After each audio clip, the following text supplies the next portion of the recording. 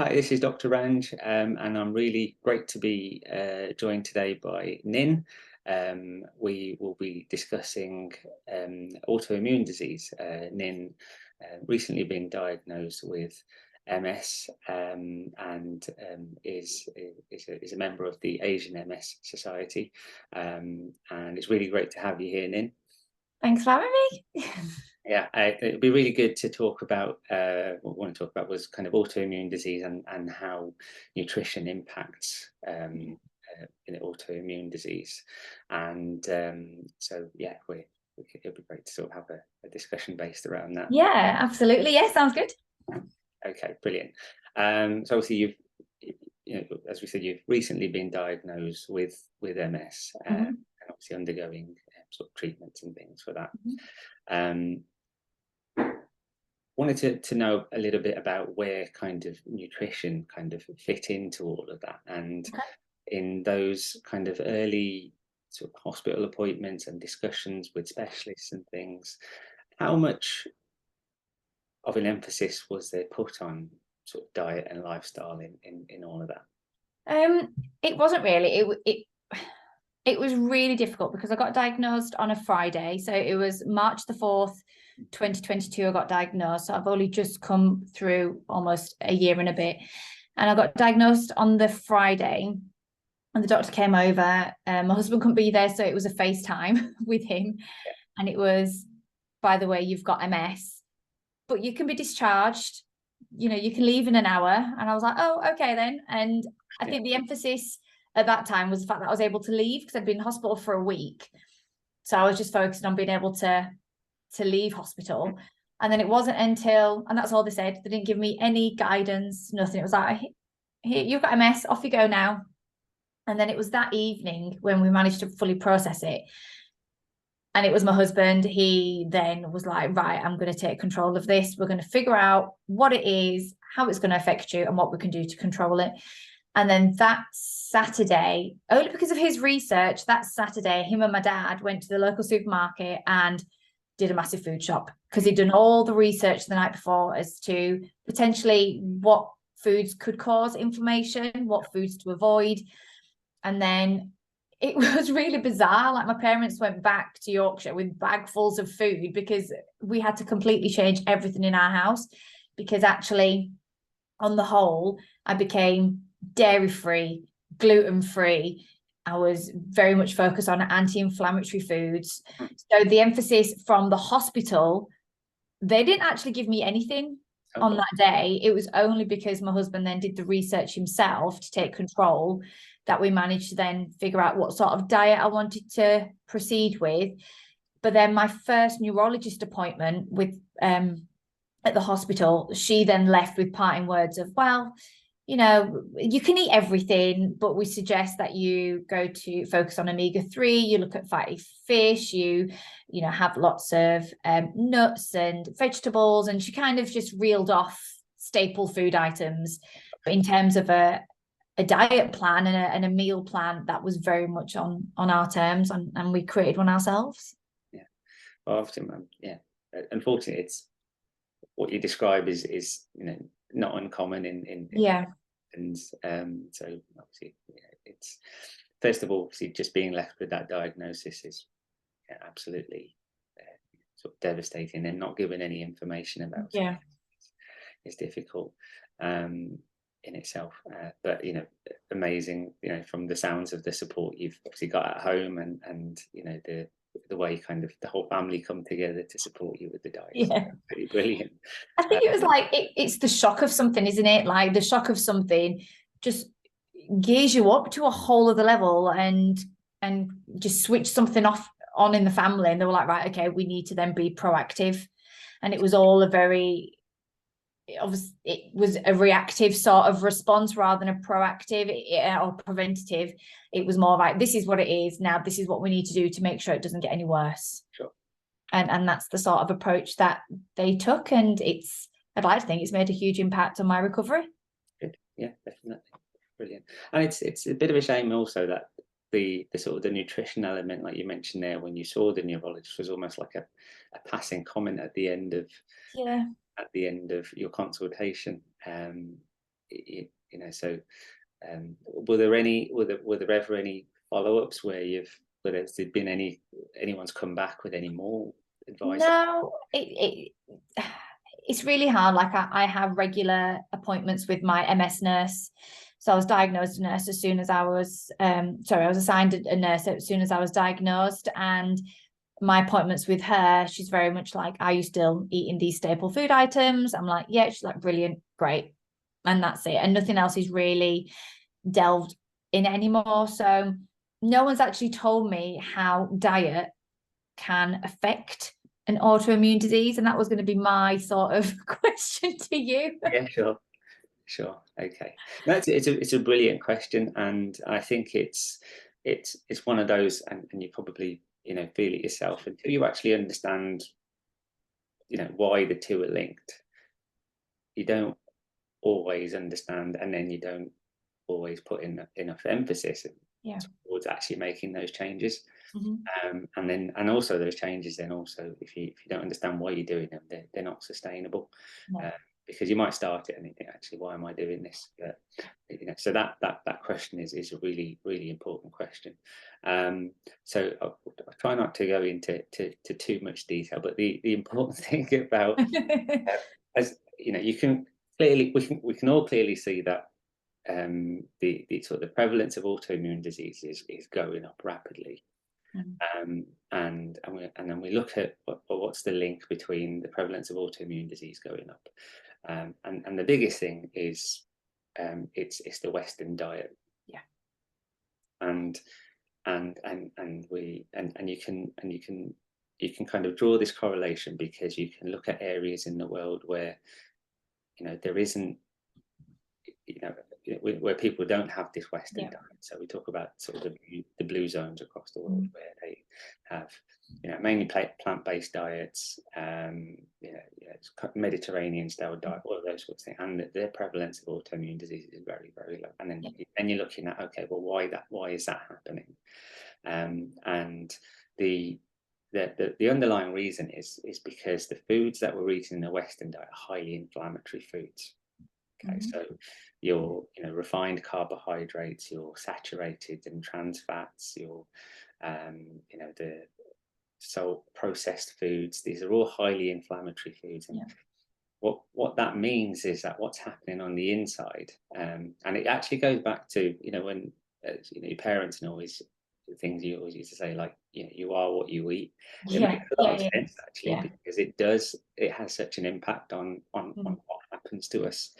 So these inflammatory foods, they cause, obviously, inflammation in the guts. The first place they're going to go is the gut, and they cause inflammation. And what that means is that it affects the gut bacteria, and the gut bacteria is what processes our food. So we get an increase in the bad bacteria. The good bacteria that we actually want get suppressed, and so these bad bacteria then are producing toxins, you know, sort of breakdown products of, you know, of the foods that we've eaten, and these are causing inflammation in the gut that then damages the gut lining. And now all of these particles and molecules that shouldn't be getting into the bloodstream are now getting into the rest of the system. And then that's what triggers the immune system, because the immune system is there to fight things that aren't supposed to be there. So these toxins and sort of breakdown products and proteins and things like that are getting into the system. The immune system's looking at it and saying, you're not supposed to be here, so I'm going to attack you and develop an antibody to you. And that's where this term kind of molecular mimicry comes in. So molecular mimicry means that these antibodies that they're producing against these kind of proteins and things, they kind of mimic sort of tissues of the body. And what happens then is that because we now produced antibodies against these proteins, but it's similar to receptors on other tissues of the body, these antibodies now start to attack our own body. And that's where kind of the autoimmune element comes from. It's hard, actually, because when you get diagnosed with something, you focus so much on the word, you don't focus on how it's actually affecting your body. And I never knew I thought I was relatively healthy before I got diagnosed, because we were very conscious on what we ate, how much we ate of it. You know, we did focus on our fruits and vegetables, but actually we weren't eating the right healthy foods. And I think and eating the right fats. Mm. And I think it's all about the hidden things. So using, you know, we changed, rather than sunflower oil, we use extra virgin olive oil. Sure. You know, those little things, those little tweaks that we had to make to our lifestyle just to make the biggest difference. And eating the right nuts. You know, it's not about your salted peanuts. You know, it's about your walnuts. It's you know, it's about your almonds. It's about, you know, all those really good nutritional nuts, rather than your dry roasted peanuts and stuff that you might have on a Saturday night or something. Fortunately, you know, kind of marketing and all of that it pushes us to eat, you know, sort of the wrong foods, and it's only when we really need to look into, well, what are we actually eating, does it all start to come together and make sense. And it is hard. So like you mentioned about foods that we need to avoid. So you said that, like the trans fats, and I was aware of kind of processed foods to avoid. And obviously I mentioned the shift that I made in terms of sunflower oil to extra virgin olive oil. Are there any other foods that you would recommend somebody with MS or even any autoimmune disease to completely avoid? Yeah, so it's anything that again goes back to, how do we reduce the inflammation in the body? What are the foods that cause the inflammation? And you mentioned them yourself, actually. So cutting out the dairy and the gluten. And often people say, well, I you know, in terms of gluten, they're like, I'm not celiac, I don't have celiac disease. But you don't have to have celiac disease for it to be inflammatory. We know that there's a sort of a low grade chronic inflammation that may eventually lead to sort of celiac, but at the moment, and you can start to see it. You know, just it's worth sometimes noting that when you're eating these types of foods, how do you feel? You know, do you feel sluggish afterwards? Do you feel like you can't concentrate? You know, do you start to get like skin rashes and things that you know, I don't normally get these? And then that's when you can start to see, actually, these are causing inflammation in my body. It's not being right in my body. So it's often those sorts of foods that it's worth kind of trying to eliminate. Like I said, gluten, dairy. I'd normally say meats as well. Obviously there's a caveat in, obviously some fats are good, but obviously meat will have a lot of saturated fat. And then obviously things like alcohol. So those are kind of the main sort of ingredients to try and cut out. Yeah, although my neurologist said, if you want some alcohol, then have red wine. And I was like, great, that's brilliant. She gave me permission. So red wine, it will be. And actually, I've acquired a taste for it, and it's not that bad. And I think, you know, whenever I do have a social event, it will just be a glass of red wine. And I feel like there are actually some benefits for the heart, you know, a glass of red wine now and again. And so it's just moderation. I've realized. Exactly. And it has to, I always say, that's why I never kind of really promote any really real strict diet. It has to fit in with life. You know, if you're too strict, then it's, you know, it has impact on, for example, like your social life, and you know, sitting together and eating with the family. There can be that, you know, if you're eating one thing and everybody else eating something, that kind of isolation comes in. So there has to be a balance. And it's that constant reminder. Like it was very drastic, and I know sometimes I'll advise people to do things slow and steady in order for it to be sustainable. But for me at the start, I needed it to be brutal, and my body needed it to be really brutal. It was almost like ripping the band-aid off, because it had to be that drastic in order for it to make a quick change. And actually, I do fully believe that my recovery was quick as it was, simply because we made such drastic diet changes and lifestyle changes from the off. And I feel like from being so drastic at the start, and it almost gave me a head start with my recovery, I've been able to then embed that within every day and be a little bit kinder to myself. So actually, because I am so good, majority of the time. If I have something that maybe isn't as good on my list, it doesn't affect my body as much because it's so minute compared to everything else that's been stored in my body. Whereas before, the balance was probably off, which is why obviously then we've ended up with this flared up autoimmune disease. But actually I feel very strongly that actually my diet changes have really impacted my recovery, and that's why I can sit here very honestly and say that it's something that I would definitely recommend. And if anyone approaches me, I definitely recommend what we follow, like a Mediterranean lifestyle. No, that's really good. So when you said it was quite extreme at the beginning, did you follow, was it, because there is this autoimmune protocol, I don't know if you if that's the diet you followed? Or yeah, it was more of I wasn't really a red meat eater anyway, or I think for me it was more like the cakes and the biscuits and all those little treaty things, because I have a very sweet tooth. So it was those changes that made the biggest difference for me. Eating a lot more fish. Okay. I liked fish, but I never used to eat it regularly enough. So actually going to having salmon all the time, having you know, your cod or your haddock or your tuna, you know, all those sort of omega-3 infused fish, having those was quite important and had a main impact. And it was all very much, and it was very boring at the start. It was just a bit of fish and a load of vegetables, but that's what my body needed. And I was able to get through those boring moments of mealtime because I knew that actually the long-term gain that it was going to have on my body. And then we started introducing a bit of fish, and I completely cut out sugar. Mm-hmm. I was a black coffee drinker anyway, so that wasn't a drastic change for me anyway, but actually for some I can appreciate that I'd be quite harsh. So actually black coffee got me through a lot of my challenging moments. Sure. But sugar, I think getting rid of sugar, and we didn't have a lot of processed meats, but sausages, not having sausages with the kids, you know, not having chicken burgers, you know, those kind of quick meals that sometimes we used to just lean on.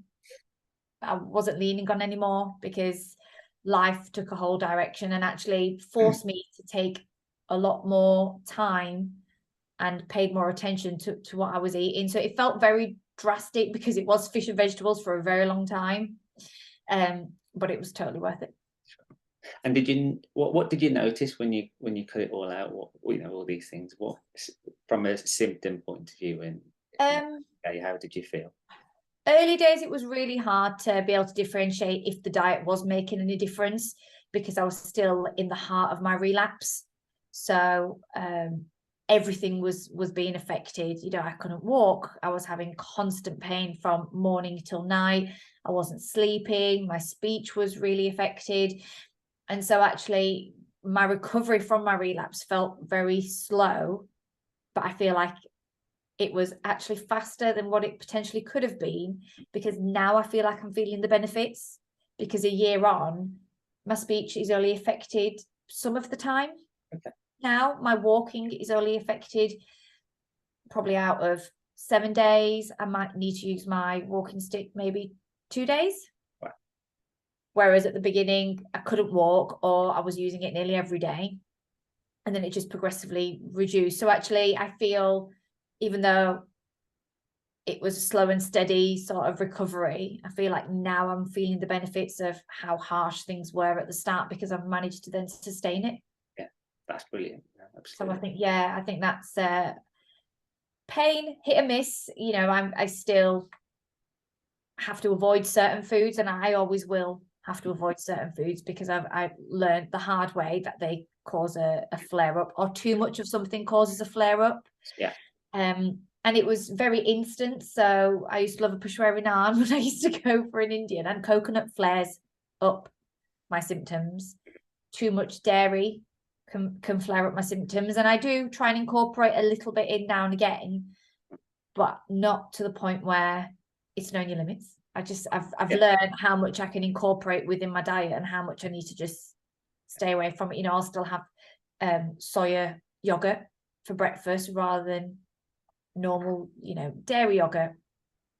which then will allow me to have some normal chocolate rather than the dairy-free chocolate, because it's that balance, and knowing that actually in order for me to feel like I'm still living and enjoying my meals, I don't want to start having a negative relationship with food either. Yeah, that's really, and actually, yeah. And so it's just understanding my own limits and understanding my own sort of boundaries as to, well, I can have this now because I haven't had it for a few weeks, and just kind of understanding and talking to myself, talking my way through. Yeah, you're right. It's that approach of, like you say, it's being aware and mindful of what you're doing. So Yeah, that self-talk of, say if you're reintroducing something, okay, let's try this and see what happens, and then actually, how is this affecting me? Actually, that did flare up my symptoms. Okay, I might need to,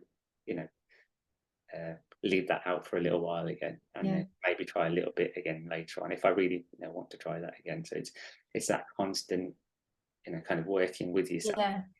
Because, you can't continue to have a very restricted diet. We have to be able to find that balance of where we reintroduce the things that are gonna that we like eating, that actually that maintain our the condition without causing flare-ups, and then that's again something that helps with sustainability of managing this diet. Yeah, absolutely. And I remember when I was first diagnosed, I used to really avoid social situations because I'd be scared about going out and being able to have something that I could access on the menu. And so for a really long time, I wasn't leaving the house because I felt like I couldn't go to a restaurant and find something that would meet my dietary requirements. And actually, it's not until I started gaining the confidence to leave, I realized how accessible food is now. If ever there was a time to get an autoimmune disease, now's the time, because actually people are becoming so aware. You can go to a restaurant and get a vegan option or a gluten-free option or a dairy-free option. And I think restaurants are really on board with this kind of journey that individuals are wanting to take, whether they've got an autoimmune disease or not, because I feel like everyone's realizing that if you follow a certain lifestyle, it's just healthier for your body. And I feel like that's definitely the way we're all going to end up going eventually. I've spoken to colleagues and thankfully they don't suffer from autoimmune diseases, but they still follow certain diet plans in order just to maintain a healthy lifestyle. And I think actually they are choosing preventative methods to stop themselves from getting other autoimmune diseases in the future. And I feel like that's really important. But I know, obviously, through research, anti-inflammatory foods that I eat, but I just wondered if there was any particular foods that you felt were really beneficial for inflammation to reduce it. Yeah, I mean, there's so many different things. I always kind of bring it back to, like you say, what's going to help reduce inflammation. So the biggest thing is how we feed the microbiome. So the gut microbiome, the bacteria in the gut, because that's where that's what's going to help us reduce the inflammation. So, like we said, cutting out all the inflammatory foods, the processed foods, anything that causes the inflammation, and it's all to do with that balance of the good bacteria and the bad bacteria. So how do we promote the good bacteria? And there's several different things. So prebiotics, have you heard of prebiotics? So prebiotics is basically fiber. So prebiotics means that it's the fiber element of foods that feed the good bacteria, and the importance of that is it's obviously fiber. Obviously, we don't digest, but it's the gut bacteria that digest them, and they produce these what we call short chain fatty acids that promote the kind of the anti-inflammatory. Sort of they modulate the inflammation within the body. So, and that all comes from this sort of whole food, plant-based sort of diet. So, and like we were saying, like more and more people are also, moving towards more kind of vegan type lifestyle. Not saying that you have to do that fully, but it's where all this kind of good fiber comes from, because there's no fiber in meat, unfortunately.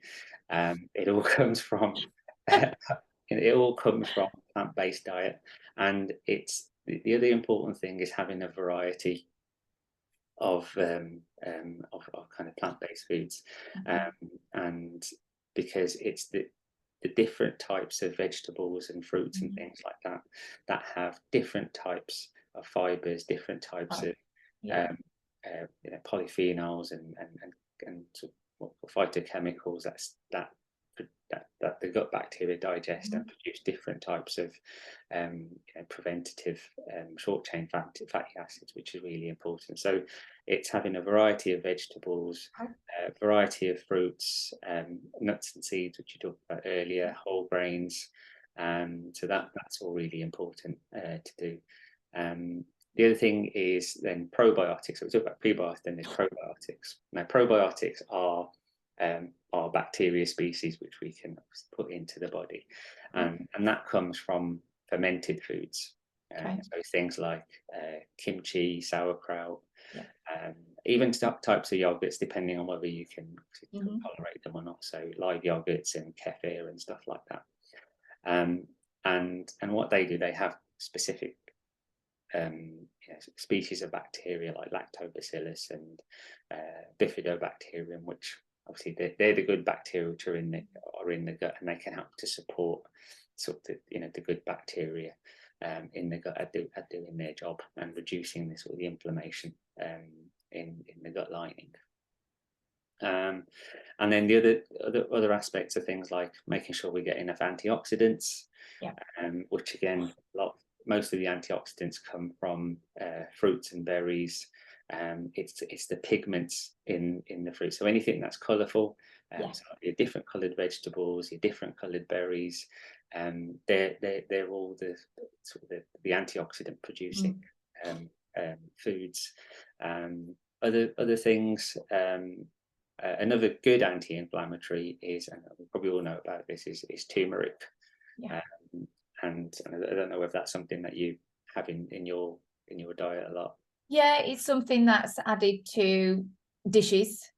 It's something that someone did say, just drink a bit of turmeric in milk and just have it that way. And I was like, I'd rather it just be subtle within my food.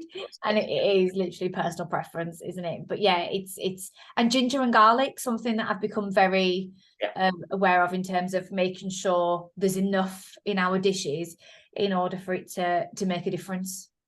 I mean, well, turmeric has the active ingredient is curcumin, but it's better to actually have turmeric as a root rather than as a supplement like curcumin, and it's because of that kind of whole food element. What you're getting from it is not just the curcumin, you're getting the prebiotics, the fibers in the root, you're getting all the other antioxidants that are that part of the actual root itself. So we've known for a long time that turmeric is a very anti-inflammatory food. Vitamin D supplements, so getting out in the sunshine is really important for vitamin D. But I haven't had much of that this week, but we can try when it's here. When it's here.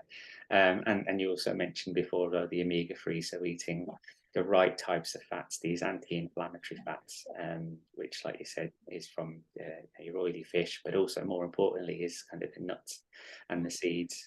So like your walnuts, your Brazil nuts, and chia seeds, flax seeds, things like that. Yeah, no, I think for me, I've become I've almost got like my own little meal plan in my head, so I know what foods in my eyes are that I've researched and used from the start that are anti-inflammatory, and I almost stick to those.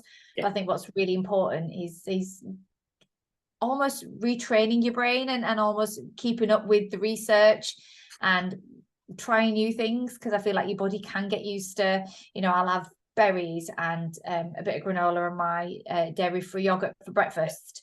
So I'll have that, and then I'll always have something with tuna for lunch, and then we'll either have something with fish or maybe a bit of chicken for dinner. And so there are staple things, and then within that are your vegetables and your fruits and everything else that comes along with it. And we stick, flax seeds is kind of sprinkled on everything that we have as well, because I think it's important to maintain it. But it's so easy just to get I feel like sometimes I'm in a rut because I eat the same things over and over again, and you can almost become a bit bored of it or a bit complacent because you're like, oh, I don't want this again. And so actually by having this conversation, it's almost opening up my own eyes in terms of, well, I can try this and this again, and almost just going back to the drawing board and going back to my anti-inflammatory foods that I've got a really long list of things that I pick from. Sure. So it's almost like recreating a different meal plan for every week. I think that's been one thing that's allowed it to be sustainable for the family. Good. Planning our meals and just and kind of having in our minds, well, these are the foods we're going to have today, this is what we're going to have tomorrow, and just kind of planning it. That was actually going to be one of my questions in that. What methods have you found useful in adapting your diet? And as you mentioned there. Yeah, I think definitely being really brutal at the start helped, because it almost was like, well, this is the way it's going to be now. So, and almost getting rid of temptation foods, because if it's not in the house, you can't have it. And which means the kids can't have it either. My husband, nobody can have it because it's not in the house. So actually you choose from what we've got. And that was quite good for me, because if something's there at the start, my willpower wasn't great, and I would go for probably the unhealthy option, because that was just the way my body was kind of conditioned, and my brain was conditioned. But actually then once everything was wiped out, I think that was a really good method for me, was just to start off with this is a clean slate now. You've been given some news, you need to respond to this in order. My main motivation were my children, in order for the way I was a year ago, for that not to be me for the rest of my life, because I wasn't very useful to anybody back then. So that was a main motivator for me. Meal planning allows it to be sustainable. Just having anti-inflammatory foods in the house, again, that's something, because then I know no matter what we make in the house in terms of recipes, it's going to be beneficial for all of us and our bodies. So that's good. And we cleared out our freezer, having very minimal or zero processed foods. I think sometimes for the children, they like to access certain staple kiddie foods, as we call them. But it means that on those days, my husband and I will eat something different, whereas before we always used to eat the same. Sure. So actually just making those changes. What else has been sustainable actually has been the hard way, is as much as I eliminated everything, when I started introducing things slowly back into my diet, was how my body responded, because I didn't like sometimes how my body reacted to certain foods. So that almost was like it's not even worth it. Don't even try that again. And almost that reality check makes something sustainable. Yeah. And at the start, actually, my husband kept a food journal. So foods for what I used to have for breakfast, lunch, dinner, any snacks in between, and how my body was reacting, and what key symptoms I was presenting on that day. And then that carried on for a good few months. And then as we felt like we were on top of it and we knew what foods were suiting my body, then it was just, if I had a flare, it'd be like, right, what have we eaten today? What could a potential trigger be? And kind of eliminating that way. So I think those were the most sustainable ways in which we managed to just maintain this as our lifestyle. And it is a lifestyle. It's not something that's just short and temporary, because actually I know if I stop eating anti-inflammatory foods, I 100% know I will end up relapsing again. And I know the chance of relapsing could still be there, but it's minimal. It's minimized a little bit, and it's minimized through my DMTs, but actually I don't want to be so reliant on medication. I want to be able to have some control myself.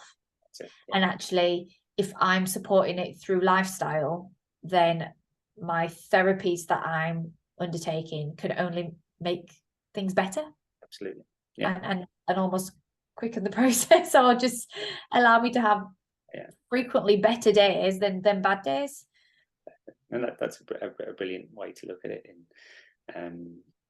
And some great tips there as well, especially the food journal. That's a great idea to do. Yeah.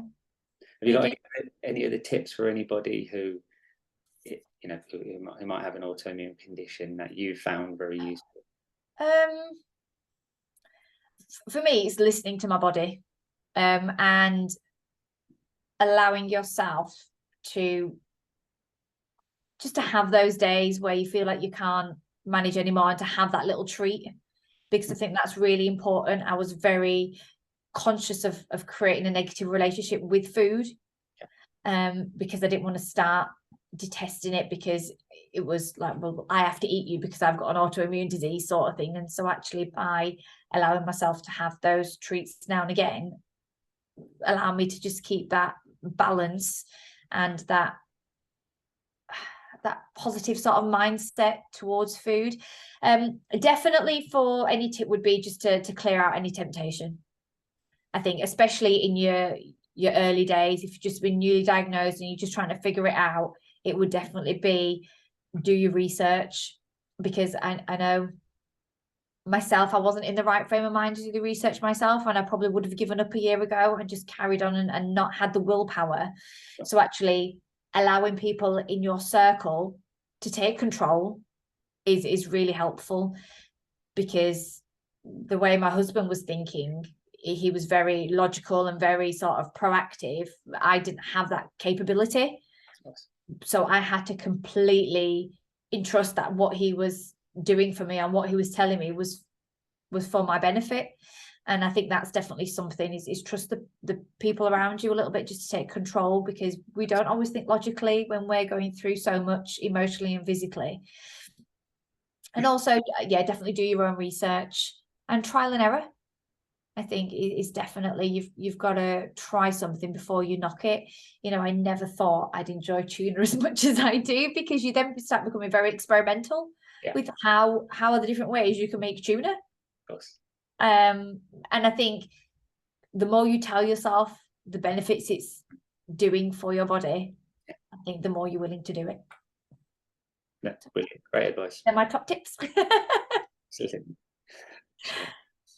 But for you then, I obviously feel like I'm aware of foods that I should be eating and kind of foods I need to avoid. But in terms of any specific supplements or anything that you feel like would support my diet, are there anything? I know I take vitamin D tablets because we can't rely on the sun. Yeah, as in supplements are, I always say, as much as possible, it's best to try and get as much as you can from eating the right type of diet. So and it goes back to eating a range of different foods, so that you're getting, you know, the whole mixture of vitamins and nutrients. Obviously, yes, you mentioned vitamin D is often a difficult one to get, because we don't get much sunlight, so supplementing with vitamin D is often, you know, quite important for autoimmune conditions. Omega-3s sometimes as well is one that can be supplemented.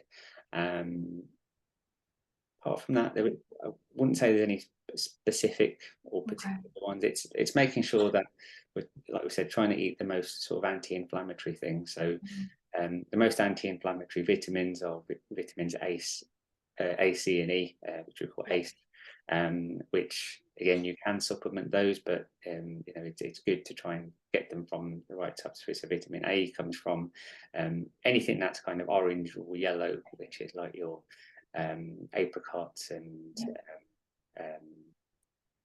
orange carrots, sorry. And then vitamin C, so we know citrus fruits and kiwis. Vitamin E, which mainly comes from things like nuts and seeds and things like that. So and you know, things like flax seeds and that. So I always say try and get as much as you can from having that varied diet. But those are the types of things that you can supplement with. Yeah. No, that's good. I think actually for myself, even though I have a lot of omega-3, I top up my omega-3 with omega-3 sort of tablets every day, just to make sure. I think I've gone so far on the other side where I don't want to relapse. I feel like I'm going a little bit overboard sometimes with okay, so I'm eating all this variety, but I still need a multivitamin, or I'm eating all this variety, I'm still doing omega-3, and just little things like that. I take my vitamin D every day as well. But I think it's just, you're right, it's that balance, isn't it, in kind of making sure that we are getting it through our foods. I suppose it's the most natural way. Absolutely, yeah. Where you don't actually then have to think about, am I getting enough, because you know we're confident that we're eating such a variety that we are getting enough. Yeah. Oh, that's good. And is there any specific lifestyle changes? I know we've discussed kind of diet, but is there anything else that could complement our diet changes that you feel would be beneficial for someone with an autoimmune disease? Yeah, definitely. I mean, all elements of lifestyle are really important. This is why, you know, sort of my whole sort of health coaching is based around several elements. It's based around the sort of the 6 pillars of lifestyle medicine, which you can see behind me. And it's all because they're so interconnected with one another. Yeah. You know, so in their own kind of in their own aspect, they're really important. So we know that physical activity is really important. One for obviously physical health, you know, like things like bone health and joint health and things like that, and muscle strength. But also, you know, in terms of helping improve your mood, you know, it helps to, you know, release the chemicals that actually make you feel good. And then managing stress as well is really important, because what stress does is it causes cortisol levels to rise, which is a highly inflammatory hormone in itself, Right. which is again going to add to that inflammatory process. But also it affects, as we know, how stress affects our eating habits. You know, we often then go to eating the wrong types of foods, or comfort eating, all of those sorts of things. So we can see how important all of these elements are to one another. And you made some really good points there about sort of, you know, having that good support network around you. So that sort of social connection element, your relationships with people, that's what's really going to help, you know, you get through these, you know, these difficult times where, like you say, you weren't in a place where you could think clearly or logically, but you needed those people around you to help you and kind of and support you now along the way, and sort of, you know, and do and so it's not just you making changes, it's a whole, you know, your whole sort of close network who are on this journey with you. So all of these aspects are really important. Yeah, and it's sort of, for me, it's different when you're in-house. Those changes are quite easy. I think I really rely on my support network when I go to my mother-in-law's or I go to my own parents, because they've had to adapt. So they now, when we go over, will make an anti-inflammatory meal. You know, my mother-in-law, when she's doing Indian cooking, will make a separate batch for me, or she'll use chapati flour that's gluten-free.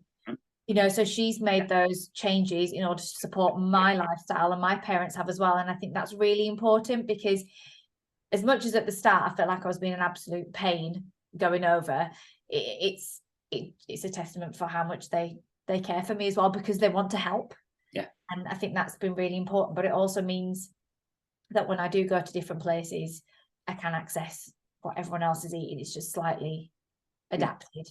And actually I've opened their eyes a little bit to different foods and the relationship between food and our body internally. And, you know, we just assume that if we eat something just because it's got low calories, that it's actually healthy.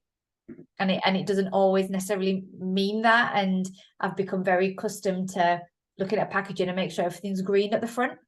Yeah. Whereas before I didn't even look at it. You know, if I fancied that, I'd pick it up and put it in the trolley. Whereas now I started spending a long time just looking at, you know, the nutritional information, and if it's all green, we're like, oh yeah, great, that's perfect, sort of thing. And just making those little changes, I think have made a huge impact. Excellent. As well. But almost like parting words. So if you had to do a shopping list for somebody. Yeah. What staple foods or ingredients would you recommend somebody with autoimmune disease to always have in their cupboards or in their fridge? Okay. It goes back to that. The ideal scenario is this kind of whole food, plant-based, processed diet, and so it's like you say, it kind of makes you think about when you're doing this, makes you think about, you know, what you eat. So a lot of what kind of my research and things have led me to do is actually change what we eat and what we do as well. So a lot of it now is based on vegetables. So, you know, not vegan or anything, but, you know, a lot of it is more plant-based. So it's fresh vegetables, it's varieties of vegetables, all the different colours. You know, if you heard the term of, you know, eat the rainbow. And it's because of all the different pigments within those different coloured foods are the food sources for the gut bacteria, as we were saying, and that's where kind of, you know, and the antioxidants, that's where the sort of the anti-inflammatory part comes from. So as much as you can, based around a sort of a whole food plant-based diet, which also includes obviously nuts and seeds, because that's where this, you know, the omega-3s are coming from, and the plant-based proteins. You know, that's where a lot of that comes from, and obviously the combination of those is giving us all those important fibers that the body needs.